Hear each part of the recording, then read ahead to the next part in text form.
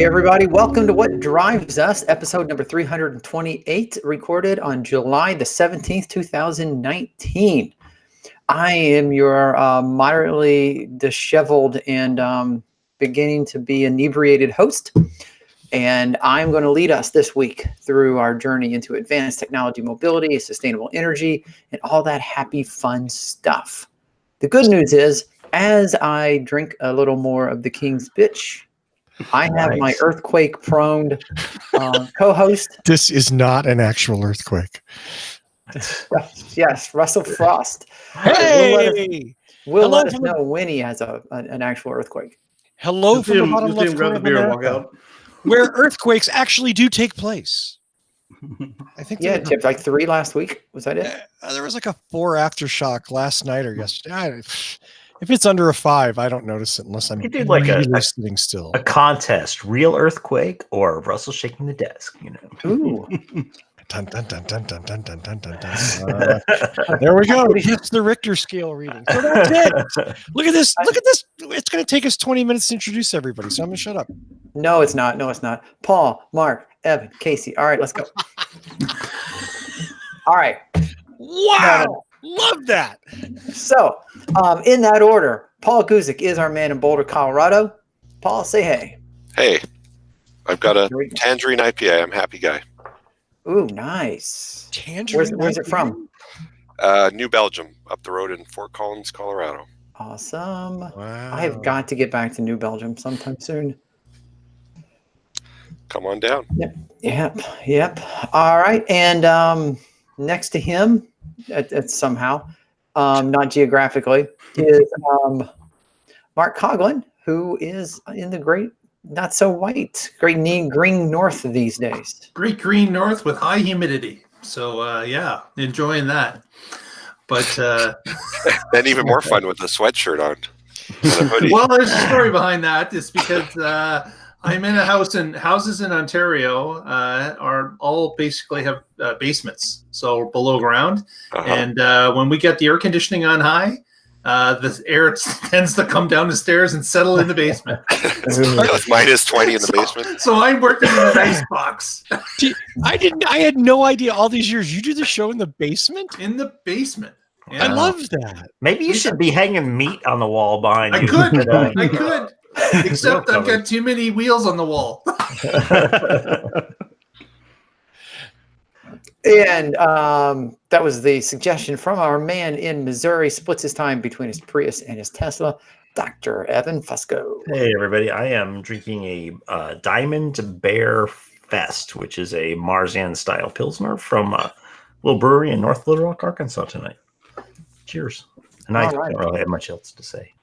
Yes, drink local. I think it's great. 3 beers, and we got 3 microbrews. That's cool. And we've got our man currently in South Carolina for now. 1 more week. 3. Is that it? Mr. Casey Green. That's me. So I don't have a beer. I've got another Coke Zero and some organic veggies. But that's a micro. So it is a micro. Yes. And off screen here, I'm setting up a water's good too. I'm setting up a Raspberry Pi Zero W to replace my Tesla storage to be a dash cam. Oh, there you go. That way when I park in the driveway, it'll upload it all to my server. Oh, cool. Yeah. So next week you're going to be in a new place? New place of some sort. I'll be homeless. Living in that Tesla. I'll be a homeless landlord. It'll be fun. That's so American. Coming to us from under a bridge somewhere in South Carolina. Yes. But the owner of a very nice rental property in South Carolina. That's right. Oh, speaking of earthquakes, it is when you look at the insurance map, it was red. It's like you must buy insurance if you're not insane. So I bought earthquake insurance. What? Because we're on a fault line of some sort, and 100 years ago it destroyed the town. Yeah. Where? Somerville, South Carolina. In what century was this town destroyed? 100 years ago. Yeah. Wow. That'd be the last century. Yeah. Yeah, they have better tectonics this year. I mean, this is 2019. The plate tectonics are so much better these days. I don't think you have to worry about it. They installed airbags there now. Yeah, They told And us they filled the today cracks with JB Weld. your regular insurance doesn't cover earthquake damage, so you're gonna buy this for next to nothing, or you're gonna come crying to us later and we'll tell you to go away. What? That's such a great scam. I heard something just about Yeah, isn't insurance. it? Sort of go off topic, but apparently, if you don't have flood insurance and your house floods because of rain, if it comes from the roof, it's covered. But if it comes from the ground, you're not. That's how the But it's insurance true. industry defines a Yep. flood. So as long as it comes through the roof, you're good. So go figure. Okay. So once my basement starts flooding, I have to figure out a way to make it come from the roof. They go cut a hole in the roof and Yeah. say, "I Right, came in okay. from the roof." It came in, you're right. All right, let me write that down. Just like investing advice, you should not take insurance scam advice from anyone on this show. Ever. Yeah. All right. The lawyer just texted me and wanted me to make Consult sure your own that's attorney. very clear. Yes. All right. So I'm going to go ahead and get started. I'm going to throw it up to Mark. Not throw up. I'm going to give it. yeah, I'm gonna don't hand it throw over up. to Don't throw up. I'm going to Don't hand it throw over to Mark, who I remember rumors about this like last year or so. Oh, God. Exactly. This is the release of some information about the new Harley electric bike, the Livewire. They have started their media blitz. They've invited different reporters to come ride the vehicles at a couple of different spots across the country. And the reviews are starting to come in based on what the reporters had access to. And just as a refresh, this is a 15.5 kilowatt battery. Provides about 146 miles of range in the city, or 95 on the highway and city. So if you're driving pure highway, it's even less than that. Yeah. But this vehicle has in the picture here, you can see a J1772 charge port on top of what was typically a gas tank. So it's now a charge port. And if you notice just to the bottom of it, there is a little flap here, which makes this a CCS DC fast charger as well. So not only can it charge at level 2, it can charge at level 3, which is a nice little trick that they've rolled into this vehicle. So does it take like 4 minutes to charge it on a fast charger? It will take a little bit longer than 4 minutes, Paul. Like 56 more minutes to that 4. So it still takes an hour to charge. Seems a lot on because you can charge a Tesla in an hour. Yeah. Right. But of course, the Tesla's pushing out more juice in that DC fast charger. The Harley DC fast charger, I believe, is a 25 kilowatt system. Is all it pushes out. So you're limited by what the charger is set to, and in this case, they only want it to come in at about 25, which of course is less. You're getting 23 or 22 in a real setting. And does it have a noisemaker? So it's bump, bump, bump, bump, bump, like an old Harley? It does not have a Harley noisemaker, which would have been a natural addition for this bike. But that said, I saw a press release that says this actually every Livewire has a 2-quart container of oil that drips wherever you go. Just to give you that. Just to give you the nostalgic. I think that report might have been not quite true, Russell. Are you sure? Because so you can have where you that park it, it leaves nostalgia. like oil. Yeah, you have to go out and top off your oil every time you take it out. Yeah. So in Europe, does this have to have a noisemaker installed? You know what? The article didn't mention anything about that because obviously the tests were performed in the U.S. So they didn't mention anything about a noisemaker required. Yeah, I So think would this also be the first DC fast charging motorcycle? I don't know that, but it's the first one I've seen. So no, zero. Oh, the zero did do a CCS okay. or Chatamo? Okay. Yeah, you can. It's an option that you can. Optional. That's probably optional here too. I mean, look at everybody. All the traditional automakers, their CCS is usually optional. So the gentleman that wrote this particular article, which was on the Motor One site, He indicates that this Jason Marker indicates that he was quite impressed with the bike. They took it out for a spin on a track, and he was impressed with its characteristics, its ability to pull out of corners. Of course, the fast pickup, which all EVs have, but was interesting that, of course, this bike has no clutch. There's only one gear, so the one handlebar has no clutch lever. There's just a brake on the other handlebar, like a normal bike. But it just kind of looks weird that this particular bike has no clutch on one side because, of course, it doesn't require a transmission. That requires shifting, that is. Did they give it a reverse at least? No reverse? No, I didn't see a reverse listed. Good free opportunity right there to make the bike go in reverse since there's no transmission excuse. Yeah, exactly. But he was pleased with the bike, how it offered, how it operated. He was quite happy with its performance. And then what they did is they came back and said they talked to somebody else about possibly, is there a market for this? And this gentleman added a paragraph at the end of the article where he basically indicates that the bike's great. There's no problem with the bike, although he indicates that he just doesn't know who the bike is for. During the pre-ride presentation, the presenters told us a whole lot about marketing the target audience without actually saying anything. Harley claims the Livewire's target demographic is youngish, wealthy, urban, early adopters who enjoy being on the cutting edge with a highly developed personal style and a desire to be associated with luxury and or premium brands. So again, a whole lot of nothing. So they're going to sell 12. Right. So he went on to say he's not going to write a longer opinion piece soon because because of the whole target demographic situation. He's not sure what it is, but precise to say he's not sure Livewire has an audience, and he's not sure it'll find one. What he says is that he would like the Livewire to succeed because it deserves to do so based on his development team and what they've accomplished. But will Harley actually let it succeed? Will they give it the time it's going to need to succeed?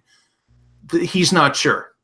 So do you think there's just too much? People think Harleys are like for old hippies, and old hippies don't want an EV. So, I mean, if this engineered bike was offered by Tesla or something, it would probably sell a lot better. That's just no, it's good that you say that, Paul, because I wanted to show everyone this, and I found out about this. Traditional market is dying. They're getting old and dying. You're right. In the comments, somebody had mentioned the Energica. So what I want to do is show that this is the row of Harleys, Livewires. And you can see it's kind of like made to look like there are old Harleys. But just like Mark had said, the young people with money and this and, and they want a bike, those people are going to buy these. Yeah. This is what they're going to buy.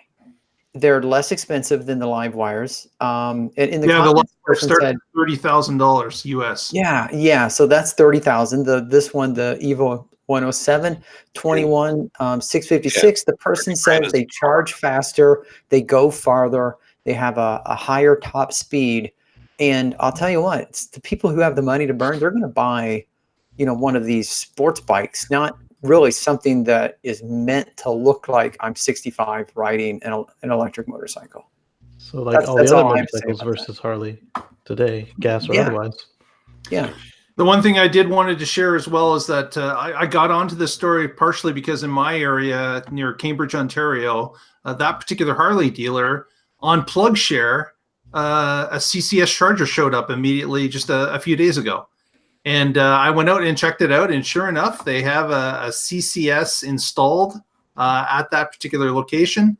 It's got the Harley symbol on it, and it pumps out about 25 kilowatts, which I was able to plug in my my daughter's Spark EV, and I was able to monitor what was going into the vehicle, and it fluctuates somewhere between 21 and 23 kilowatts through the whole charging process. But I thought it was pretty cool that this particular Harley dealership set it up outside. It's free of charge. It listed on PlugShare immediately, and it's available for people to try out. So That's cool. at least they're trying down any of those bikes. Yeah. So a couple of things. I remember a story we had about the brand new Honda CRZ hybrid and how Honda was going to break the market wide open because they were appealing to the tuner Yes, crowd. the tuners. 12 of those as well. And yeah, that flop was legendary. I mean, it was just amazing.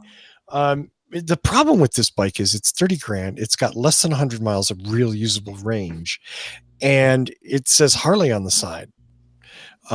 Now, I thought, this thing's dead in the water. It's not going anywhere. Nobody's going to buy this bike. I talked to a Harley dealer in the last week.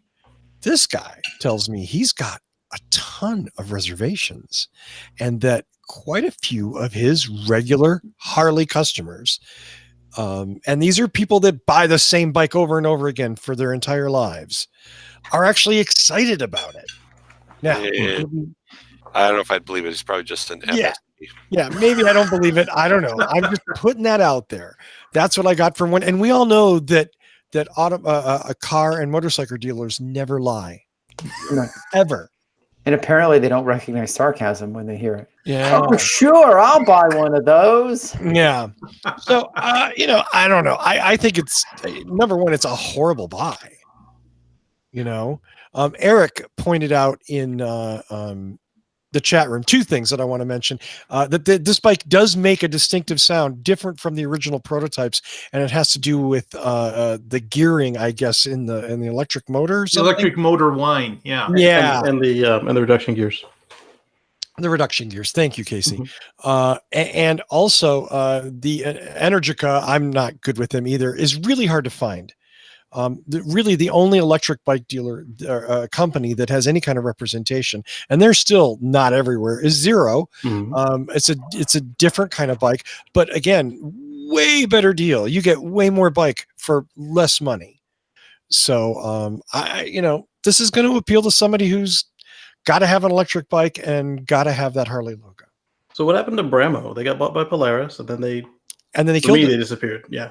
Yeah. I mean, they got bought by Polaris. They tried to sell the Victory, the relabeled Victory bike, and all of the Victory dealers went, no, get this piece of electric crap out of here. I actually made a point to visit a bunch of Victory dealers a couple of years ago, and every one of them was like, no, we hate this thing. We don't carry it. We're never going to carry it. And you're an idiot if you buy it, which is a shame because the Bramo bike was actually really well engineered. It was a good bike. Yeah, it constantly came up head-to-head against the Zero. So if you had ordered it, would they fulfill your order, or would they just laugh you out of the showroom? The Victory? Yeah. I'm sure they'd take my money if I insisted on it, but they wouldn't work on it. I don't know. They would try and sell you a gas bike. Granted, this was Florida, maybe a little more retro than California. I don't know. But I visited, I want to say 3 dealers. Maybe it was 4. And every one of them, they wanted to sell me anything but the electric bike. You want to buy a Scorpion? You want to buy one of our gas bikes? You need a V-twin, man. Come on. Oh, man. What about those stupid 3-wheel things that the Scorpions? Scorpion or Can-Am or whatever. Yeah. No, God, no. All of those things should be banned. You look like such a loser driving one of those. Wait, are you saying that you wouldn't ride one of those into Sturgis? Yeah, you get like rocks thrown in. I wouldn't. No. All of those should be ridden straight to hell. I hate. It's like a motorcycle with trailer. I hate 3-year-old motorcycles. I despise them. How's that for an opinion? Yeah. Okay. Everyone, tell us how you really feel. An asshole. I see a few of them around here and on the highways, and I'm not a motorcycle guy, so I'm not a purist, or I'm not a something, whatever. And to me, as far as I'm concerned, if that person's comfortable, or maybe they've gotten so old that they have a hard time like keeping a regular bike up, it stops and whatever. I don't They have a care. hard time I'm not keeping going their to question things it. up. They're old. Yeah. Don't make me feel Doing bad. again. All I'm saying is, as far as I'm concerned, if the person is having fun, then I say all for them. Yeah. Hang So- on, I got a slogan for Can-Am. The motorcycle for people who can't keep it up. Yeah. See, right there, it's marketing. It's perfect. I say as long as they're having fun and they're not trashing the environment while they do it. So let me just proffer one other, because I'm probably way off base. 'Cause I'm not a biker either. I don't. Then really be quiet. Well, but here's what I do. That. I do know people that are like Porsche people. They're Porsche people to the core. They buy the latest, coolest thing that gets 3 horsepower more and has a new strut or something. I don't know. But and some of those people are really interested in the electric Porsche that's coming out. That I think EVs are getting to a point that they are attracting an audience that probably would never have thought they would be attracted before. Sure. And I don't know if that includes Harley people. It seems a little far-fetched, but it includes Porsche people now, and it apparently includes Lotus people now. I don't know. There may be an audience out there for this that'll do it, that is not afraid of their macho ego having to have a big rumbly thing. I mean, one thing in their legs. Harley has is their typical customer is 62 years old or 58 years old and has some disposable income. This was the other discussion that I had with the Harley dealer, which is interesting. Is his business is kind of going into the crapper because he told me, I'm going to quote him, all of my customers are dying. Yep. They've already bought their last bike. I have nothing else to sell them. Right. Yeah. But wow, people in that age group do have money typically. Their kids absolutely they do. College, they've paid off their house, and they can buy a toy. But isn't this the same dilemma that Buick and Lincoln faced in the U.S.? Yeah. Oh yeah.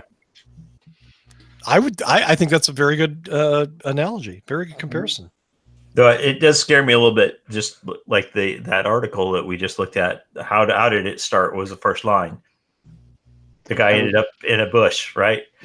He ran the bike. So, all we need is a bunch of Social Security recipients trying to handle the torque of a electric bike. Accidentally instant torque. Are you kidding? Yeah. If again, not a non-experienced bike rider, motorcyclist, but if I turn that throttle, that bike would shoot out from under me.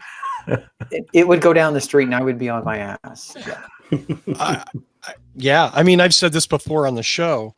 I've ridden bikes since I was 15. And the first time I test drove a Zero, it literally was the only second time in my life a bike has ever scared me.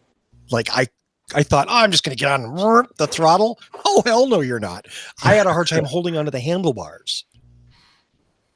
That's how torquey and quick that thing is. It's crazy. Yeah, wasn't there a video a few years ago? Somebody, gosh, I wish I could remember the details if I'd pull it up. But tried riding one for the first time, shot the damn thing through the through the display, or is like on TV, live TV or something. Oh. It's if you're not used to the torque, it will get your attention very, very quickly. Yep. All right. So that's it for motorcycle news. But still fascinating, because I love it. I mean, you guys know me. I mean, if something's new and exciting and pushing EVs into the marketplace and getting more eyes, it's amazing. That's why we do the show, right? I mean, even sometimes when we think it's silly, we still enjoy talking about it. But I want to move on from the United States. I'm going to move over to our close neighbors across the ocean, Scotland. Just go with me on this. I went to American public school. I really don't know. Scotland produced enough wind energy to power all its homes twice over. And if you want to know what it looks like that.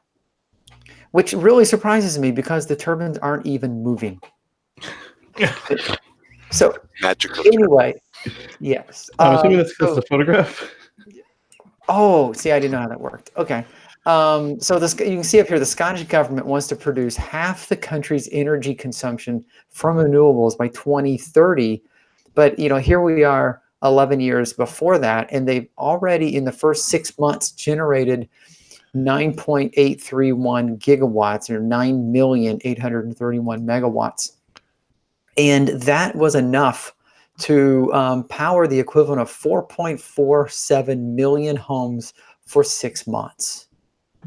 And that's huge, especially since they don't have that many homes. So, so this is, I consider this is part one of a 3-part, 3 stories that I stumbled upon this week that just feed right upon one another. And yeah, this first one is Scotland is using their constant wind coming off of the ocean to generate wind power. And that's awesome. That's super cool. But then I'm going to move on to the next article, and I'm going to go ahead and screen share this one as well, because it talks about solar power system that works at night, a renewable energy game changer. Now, the headline is a little deceptive because you think it's going to be solar panels that don't need sunlight. But the key here is the solar power system, because what they're doing is they're coupling the concentrated solar power system here, The molten salt. and they're using a thermal battery to retain the heat that's gathered during the day, and that heat can be used in a system, a high temperature metal hydride or metal carbonate as the heat storage medium. And then when the sun sets, it can use this heat storage to turn turbines or otherwise generate electricity now that the concentrated solar power is offline because it's night. So we have Scotland just crushing it with wind. We have a solar system that is capable of gathering electricity during the day, using that electricity during the day, storing the excess, trickling it out at night. And then we also have, from the Environmental Defense Fund here, a story about energy storage market. So can we hang on that first story? So I'm trying to understand exactly why this thermal battery is a better option than conventional battery. Oh, not saying it's better, and it's not, but it's Probably available. cheaper. Yeah, that's what it sounds like. That's Yeah. cheaper, but it can't be as efficient since. Well, thermal probably won't wear out like lithium. Yeah. Eventually has X number of cycles, and then it's Yeah. done. Because they got in trouble with one out of, I think it was Nevada, where they were doing concentrated solar and they were doing it on molten salt. Yeah. Yeah, Right, yeah. and it was frying birds that were just getting in the in the range. Wow. That is one of the things that they pump the salt under pressure, it superheats, and what happens is, you're right, the birds come flying around and they it's like ants in a magnifying glass. Wasn't there a Kentucky chicken right beside Exactly what it was. Yeah, anyone that went in the focal range. Yeah, put a Kentucky Fried Chicken. Yeah. But, so Colonel Sanders lived in Canada for many years. Here's a So any of the birds that went inside of the focal point, they instantly lit up and the carcass went down. Yeah.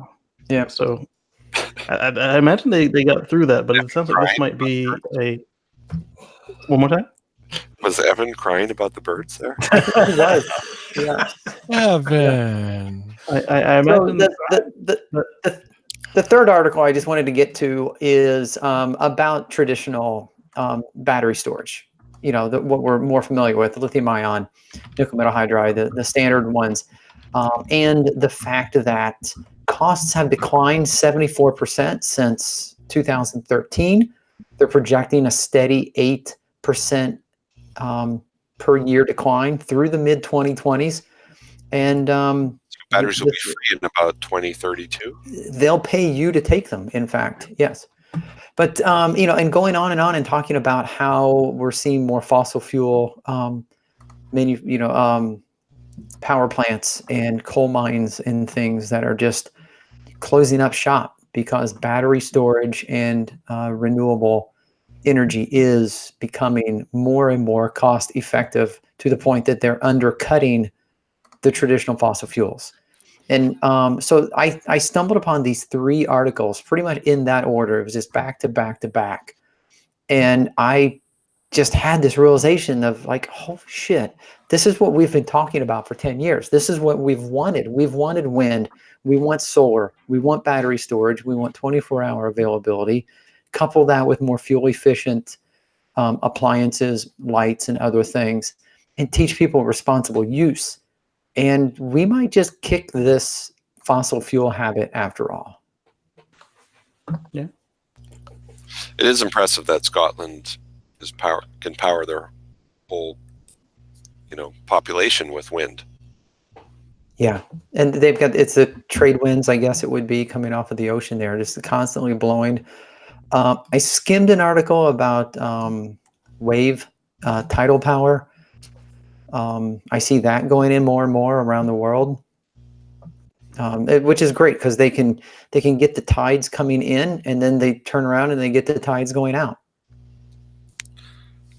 Yep. And then they're going to keep coming forever. Yep. Kind of like nuclear waste. And the beauty of all of this is that it solves the problem of having to figure out how to shunt that energy around continents, because it works at night, so you don't have as much incentive or need to move it around so far. Oh, right. Yeah, you don't need pipelines. You just pipelines, yeah, but they were talking like a Eurasian grid and a full North American grid, bigger than what we have now. And you could do a true mesh grid network where everything feeds into it and everyone pulls off of it. I'm willing to bet the blackout from Manhattan, was it last week, a couple weeks ago? Mm-hmm. There's going to be some major renovation, and that grid is going to get rebuilt, and it's going to come back more renewable and more resilient than it is right now. I like David's show title there. Uh-oh. What did I miss? I'm not in the chat. What do we have? He says that you are the wind beneath my kilts. Yeah. There it is. The bomb. The wind beneath my I'm writing it down, David. Yes, that's it. All right, everyone else can just stop. I was thinking about a fart joke. That's way better. Yeah. So I mean, that's it. I just Kilt could be a fart joke. Exactly. Yeah. See, it has but you didn't have to say fart. That's the beautiful thing about it. Mm-hmm. That was me. So if I can just add one more thing. No, Tony, enough. Stop. Damn it. I'm just going to drink. This helps feed the argument that electric vehicles get greener as the grid gets greener, and ICE vehicles never get greener. So green the grid and everyone benefits. That's right. Absolutely. Because even if you rebuild a fossil engine, it's not going to be as clean as it was when it rolled out of the factory. And every year, crude oil gets harder to extract. So it's more energy put into getting that oil out of the ground. Yep. Because the low-hanging fruit is long gone. Right. Whereas like we saw with this molten solar stuff, like now they don't need molten salt. They've got this chemical that handles it better and cheaper. But no chicken. So the grid is getting cleaner. It seems like everyone's the same problem too. Like California is like more chicken supply. So Casey, if you're between homes and you're looking for somewhere to live and you need a good meal, just go hang out in Nevada and you get a chicken every once in a while. We're just homeless. We're not down and out. Homeless man lives out of Tesla. That's such an interesting concept. We're just homeless. We're not down and out. Well, we have to rent this place before we can afford Virginia home prices. So just the way it is. All right. I love it. Yeah. All right. I'm going to kick it over to Paul, who has some. Yeah, I don't. Is this good news? I'm not sure. It's good news for the little guy, I guess. Little guy. I love it. More depraved. The smaller guy. So the story in California, an honest Toyota dealer, use those words in the same sentence. He did too.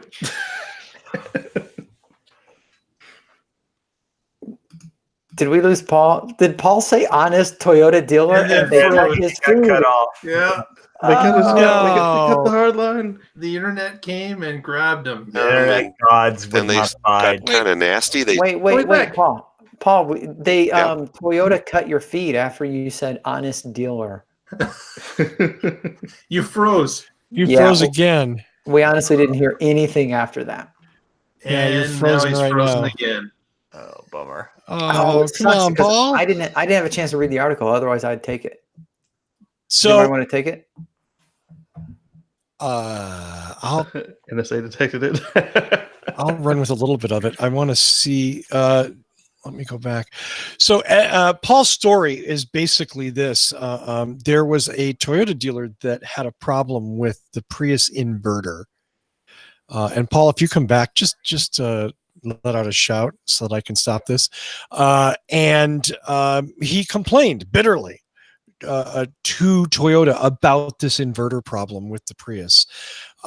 His name was Roger Hogan. He had Toyota dealerships in Claremont, California, and San Juan Capistrano. Sorry, I'm back. Toyota just like hacked into me and cut off my internet.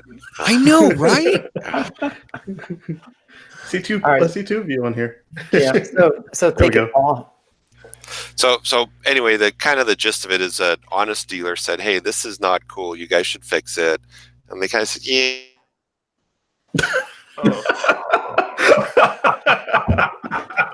Okay, this is getting funny. Okay, Russell, continue on. So Toyota wasn't really hip to the complaints apparently from the dealer, and Started types of cars. Long story.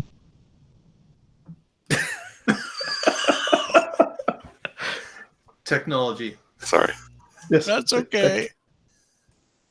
Go, Paul. Give it a shot. I'm probably going to get cut out because there's some Toyota person cutting me out here. But anyway, the dealer got a nice big fat settlement, and Toyota is fixing all the cars that were affected. At least they say they are, and the consumer is going to have a safer car. So what? Wait, we missed the whole middle part. Yeah, what did he do to piss off Toyota? He was saying, "I'm not going to sell these cars because they're unsafe." Oh, And then they said, "Well, we're not going to let you sell any Toyotas then, so screw you." And he lost a lot of revenue. yeah. And So- so they literally didn't give him cars to sell. Right. They said, "Well, if you're not going to sell Priuses, we're not going to give you Tundras and Tacomas and whatever else we have in our portfolio." Chevy did that a couple times with the Volt and the Bolt, and Honda is notorious for doing it as well. So, what was the issue with the inverters?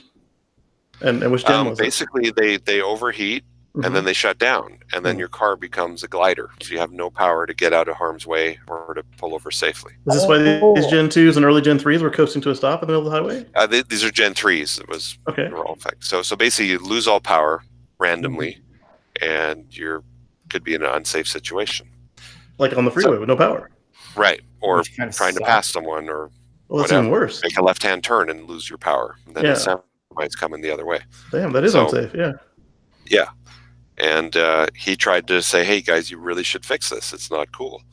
And Toyota kind of kept saying, well, it's not that big a deal. They probably did the was it? They had Well, Fight subsequently, Club where they had done the a actuary software. whose job it was to determine how many deaths before they had to fix it. But they have done a software and sometimes hardware update to fix it, Okay. and they've sent out recall notices, and they're fixing it now. But it took someone, as a whistleblower, to get Toyota to move off their ass and do it. Yeah. So And it took if 18 you have a Gen 3 Prius, I would recommend going to safecar.gov, typing in your VIN, and it will tell you if there's any eligible recalls. And if there is, you should get your local Toyota dealer to do whatever update is necessary to make your car safe. And they did this as a recall, not one of their hidden security bulletins, right? I believe now it's an official safety recall because Okay. it is a safety issue. Yeah, Don't bring this up unless the customer complains of X, Y, and Z together. Right. And only fix it if this happens to the customer. Yes. Only happens if they die. Yeah. Yeah. If they die, fix it. So I do find it interesting that it went before a jury, and the jury decided that Toyota had breached, quote, good faith and fair dealing, which is about the only way to do it. I would, if I were Roger Hogan, I would want this to go before a jury. I would want to appeal to people who are drive husbands and Toyotas. wives and drive Toyotas, that they With their have kids in children. them. Yeah. Yeah, and it's like, okay, here's what was happening, and it wasn't even a could happen because there were reports of this. Yeah. Literally, I would love to tell that story in front of a jury, because the jury is going to say, "Yep, Yeah, this is stupid. Yeah. yeah, And I think, I'm sure the dealer had a pretty decent lawyer to win this case. But yeah." What was the award? 15 something million. 15.8, yeah, And that was for the dealer, not, for the consumers. And then subsequently, Toyota's had to go and tell the consumers, yeah, we kind of need to fix your car, so bring them in. Yeah. I wonder if And that's going to cost millions. Yeah, I wonder if this affected his, if this made him whole, as far as that doesn't sound like a lot, considering how long the third gen was on sale and how many sales he would have lost if they shut him down completely. I'm sure they factored that into the settlement value, and they said this is probably how much business you lost overall. Okay. yeah, business. And or then profit. they probably took away his dealer license and said, well, guess what? You can't sell Toyotas anymore. Yeah. But, maybe he's going to go retire on an island somewhere. Yeah, I would. With 15 million, I'd take it. The lawyer Yeah. took half, I'm sure. That's Oh true. yeah. Right. You can right. still live on an island pretty well for 7 million. Yeah. Might not be able to buy the island, but could live there. Lease it. At least for the rest of your life. Or what I tell people at work, if I win the lottery, I'm not quitting my job. I'm going to show up every day, and I'm going to be the biggest ass I can. Yes. Until they fire you. Yeah, and then I'm going to say, give me a package. You give me a package, and I'll leave. All right. Are Well, you going to be the guy who pisses in the coffee pot in the break room? Oh no! Don't do that. because I don't need to be rich and in jail. That's so not Yeah, right. exactly. Yeah. Just lick the ice cream. It's okay. Yeah, apparently. So I have one last story that I want to get to. It's kind of hokey. I know I sprung it on everybody in the show right before the show started, but this is from July 9th, and it's from a New Atlas website, which is kind of new to me. And like I said, it's kind of hokey, so take it maybe at a grain of salt. But apparently a company called REE reinvents the wheel and plans a complete disruption of the auto industry. I mean, everybody plans a complete disruption of the auto industry. But you can see here, their thing is they want to just build the Sell skateboards. Yeah, and that's it.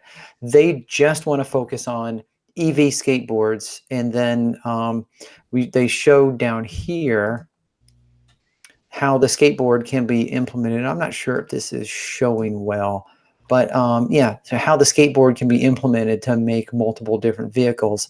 So it's, I'm carrying this on because this is now the third week in a row we have had an article about just manufacturing skateboards and then selling them to manufacturers who can then just put a top on it for whatever they need.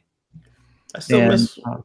Sorry, go ahead. Yeah, no, go ahead. Yeah. I still miss where GM had promised us that we could buy the skateboard and then buy different bodies so that, you're going to take the kids to school, you get the SUV or the minivan. You need to haul Just something, switch you it get the out pickup in the morning truck. before you go. Yeah. And they even had this Popular Science like a garage hoist system where you pull into your garage and you'd pick up the body you don't need.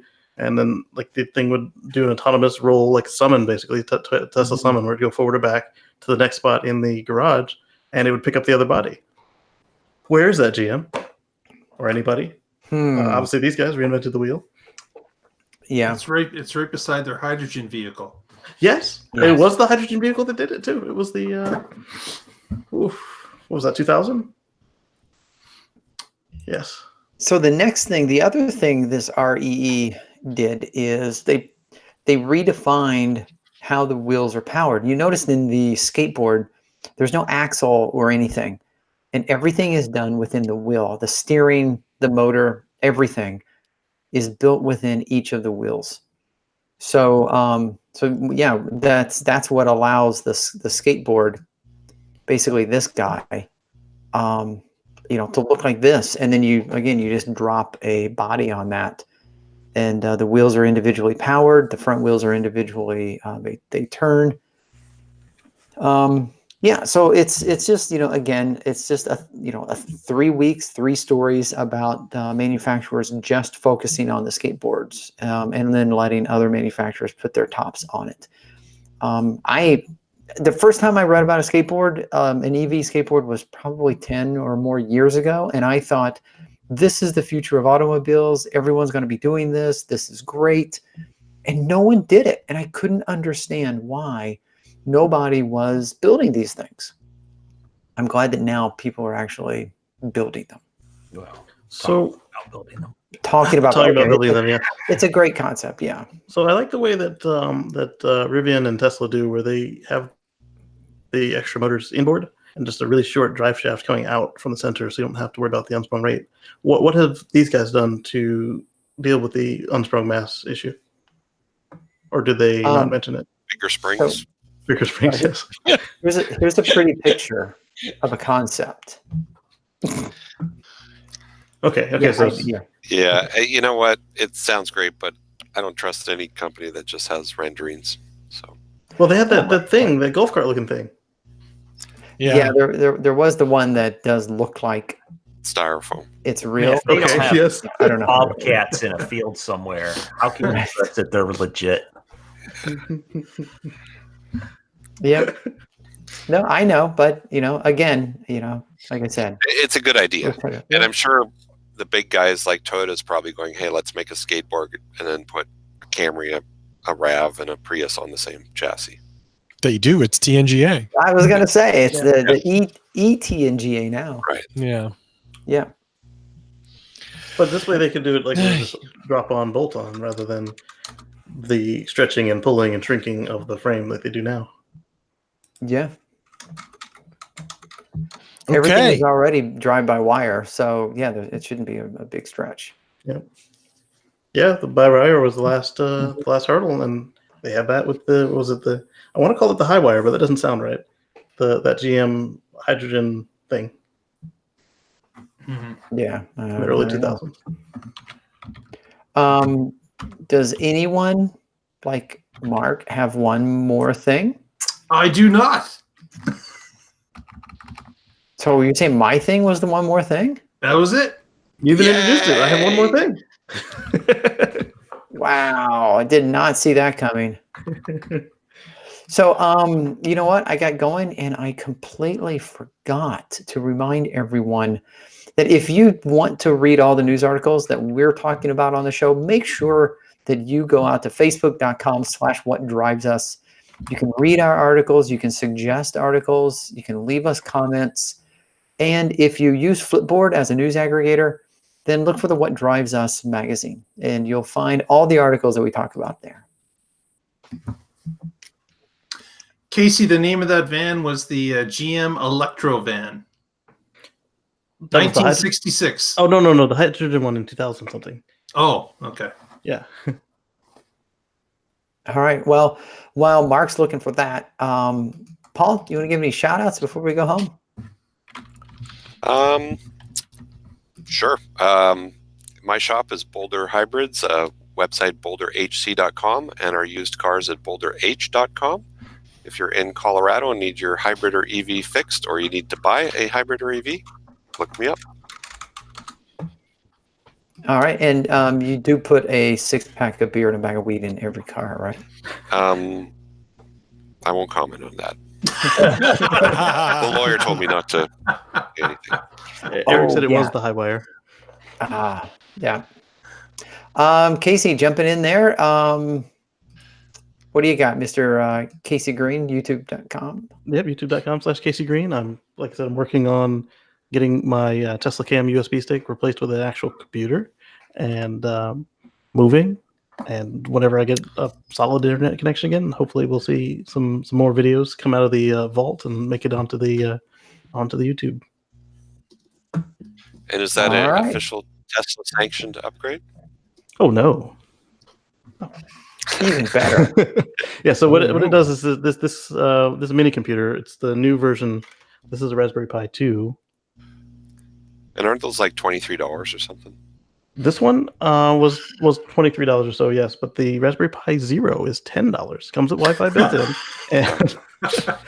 and the same USB that I use to power it will be the same USB that it will interface with the Tesla with. It'll show itself up as a thumb drive.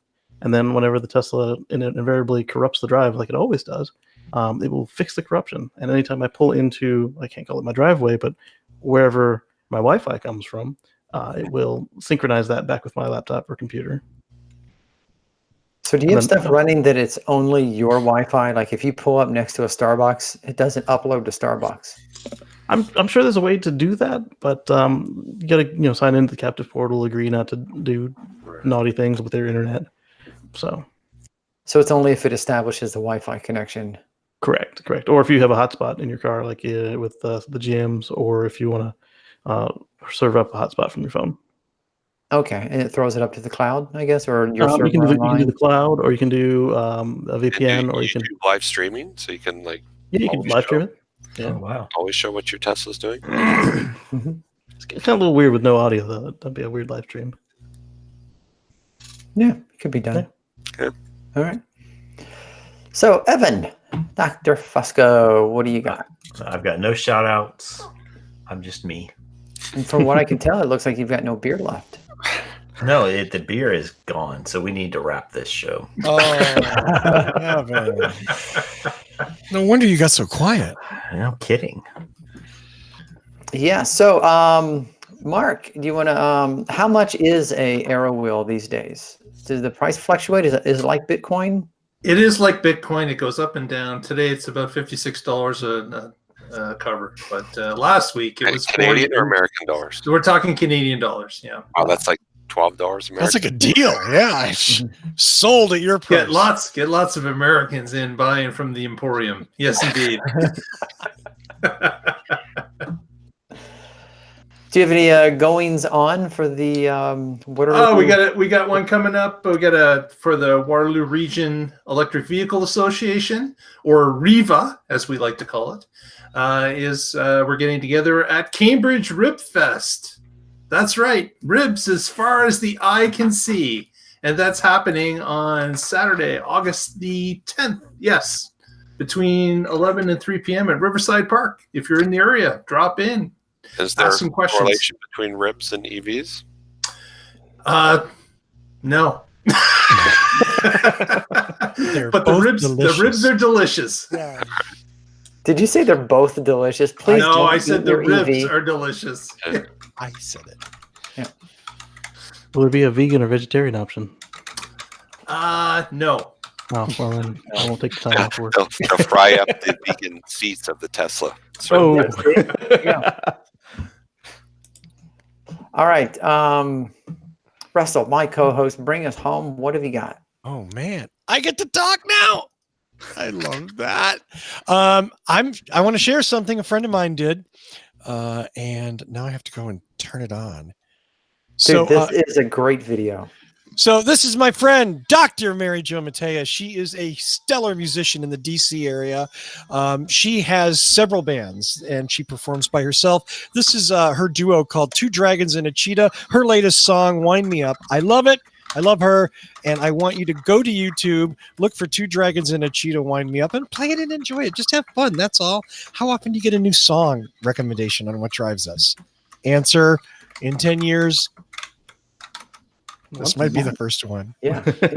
It is a good song, and I do think it's really cute how they did it side by side. Like she's in DC and he's in like California or something. Minnesota. He's in Rochester, Minnesota. Okay. Yeah. And now, and this is the end, near the end of the video where everybody's dancing. But throughout the video, it's just like her on one side, him on the other.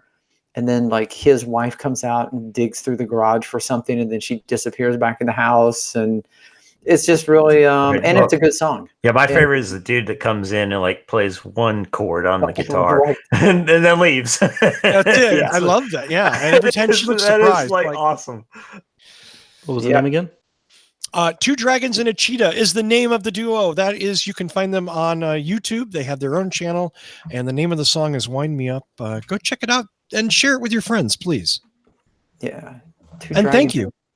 Two Dragons and a Cheetah sounds like a Found it. movie High I five. accidentally watched in a hotel. Accidentally. Twice. You paid for that shit, Tony. Don't lie. It's one of the free net or Amazon Prime videos. It's Mm. HBO After Dark. Yeah. Oh, wow. How's that? That takes me back. Yeah. Boom! Going full retro on you. Oh, so I don't know where you got this episode, whether you're watching the video on YouTube or listening to the audio version online, but make sure you never miss a show again by subscribing to the YouTube channel. And if you're watching this video, then just hit subscribe. And if you're listening to the audio one, subscribe to it there, or look for us on was it Stitcher, Google Play, TuneIn, or iTunes. Subscribe to them all. Why not? Go ahead.